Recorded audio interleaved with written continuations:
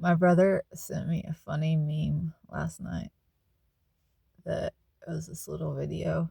Is that still a meme? I don't know.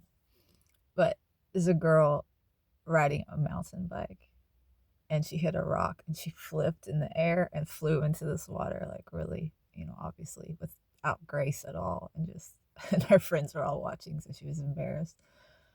And it said, what a spiritual awakening really looks like. And that's so correct. It's so on the money. And my brother and I, we've always been very close. We're a lot alike. And we both went through a spiritual awakening of sorts at the same time. When I say of sorts, I just mean obviously we're not awakened totally. We're not enlightened beings. But there are, you will go through many different levels of awakening because there's many different levels of consciousness. So what I'm saying is I'm more awake than I used to be. And I'm not saying I'm woke. I'm more awake. So, but why does it feel so painful and it's without grace? It's because it is an injury to the ego.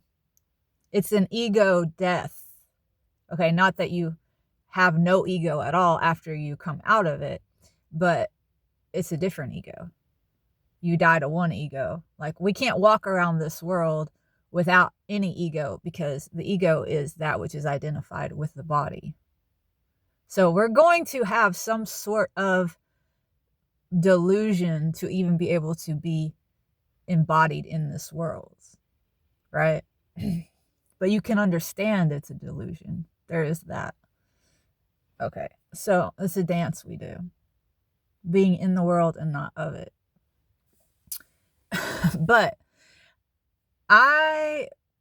part of this last round of awakening that I went through, it was the darkest time I've ever had in my life. And I've had some dark times, like dark nights of the soul. It was the longest span of darkness I had ever had. And I thought it would never let up. I thought, this is my existence. It was very hellish. And part of what accompanied that experience was brain damage. Okay, brain damage for a person who has always been very identified with their intellect, right? I'm a very heady person. I read a lot of philosophy and just nerdy. I'm a nerd. So to be in a position now where I can't read, I can't write, I can't formulate coherent sentences and communicate effectively or stand up for myself, I was at the mercy of everyone around me because of my cognitive deficit. Okay. Very, very vulnerable. And stuck in a prisoner of my own mind, which now is very chaotic and limited. And a lot of those limits were due to trauma. Okay. And actual physical trauma, psychological trauma, and physical trauma to my brain. Now, I did a lot of things to heal my brain damage. And one of the things I did was doing exercises like, that card game memory where you lay all the cards out face down and you try to find matches, right? So you have to remember where the cards are each time you turn them over. So this is how I slowly started rebuilding my memory, short-term memory. But it's a great analogy, cards, for what the experience of brain damage and the falling away of my former ego was like, what it was like. It was like, if my brain, if all the neural pathways in my brain and my identity, my ego, was a house of cards, the spiritual awakening, the death of that self, the brain damage, was much like all of those cards falling down. Okay, so now I'm identified with that structure that has now fallen down, right? So that feels like death. That's the experience I had. And I'm staring at all of these cards laying out, thinking, oh my God, my life is over, right? Total devastation. But what the experience was actually, it's like, oh wait, I'm looking at the cards. I'm looking at the devastation. So I must not be that. Okay. This came after a year and a half of me staring at these damn pieces, identifying with them, believing that I was the brokenness.